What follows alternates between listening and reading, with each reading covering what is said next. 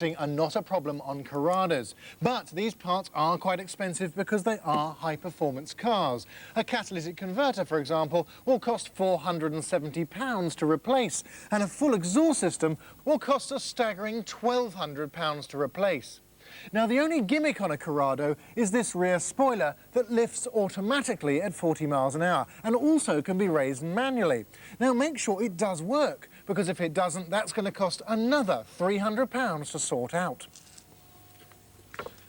Gareth has really looked after his car. It's in lovely condition. He's got a top specification interior. It's a future classic in the making. It's worth £8,350. Listen, they're fun, they're incredibly popular, and I'd expect him to get every penny of £8.5 for it. Let's find out.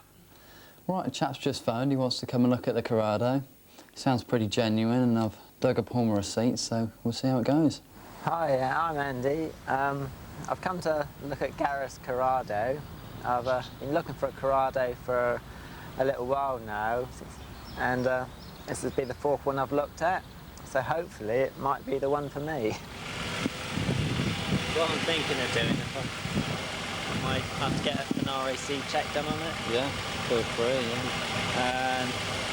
And any offer I'd make, that'd be subject to them. Just so that it was in good condition and nothing needed doing. Yeah, if they came up with something major, I wouldn't want that. Yeah, I'd like that. So you don't know of anything that's not working on it or anything like that? No. I mean, I'm not selling it because, I'm fed up with it or because anything's majorly wrong with it. I'm selling it, because I've got to. I'd consider offering 8.5 for it. Yeah. I don't know how you'd consider that. Yeah, I mean, obviously, you want to have your RAC check. But I'd offer 8.5, and if an RAC check brought anything out that was wrong on it, yeah, then we'd renegotiate on just on the price. But I don't know how that sounds to you. Yeah, I mean, that's basically what I'm looking for.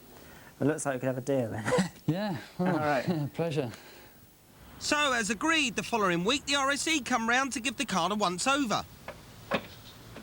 I've got no reason to be worried, because they shouldn't find anything. I mean, there's nothing to find, but I don't know, it's the moment of truth now. The check reveals that, as well as a host of minor problems, the car needs a new head gasket and is leaking oil. The tracking is out, it's done 15,000 more miles than the clock is showing, and it's a year older than Gareth thought. In a bid to keep the sale on track, Gareth suggests that they take the car to his local garage to get a quote for the necessary repairs. What I want to do, really, because of the it's a bit older and the extra mileage that we've located on the car, I want to think about it over the weekend. I'm still very interested, but I'm going to take some advice from the VW place where I go, and get back to you on a possible offer. Sure. 1 week and 700 quid of Gareth's money later, Andy comes back to re-test drive the Corrado. But he thinks the tracking is still out, and after his homemade paper oil leak test, he's worried that the engine may still be leaking oil. He decides he's just not happy with the repairs and backs out of the deal.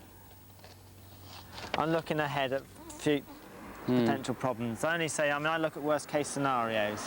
Yeah. To me, that could be a simple problem as a tracking, or worst case, it could be your steering rack. Yeah.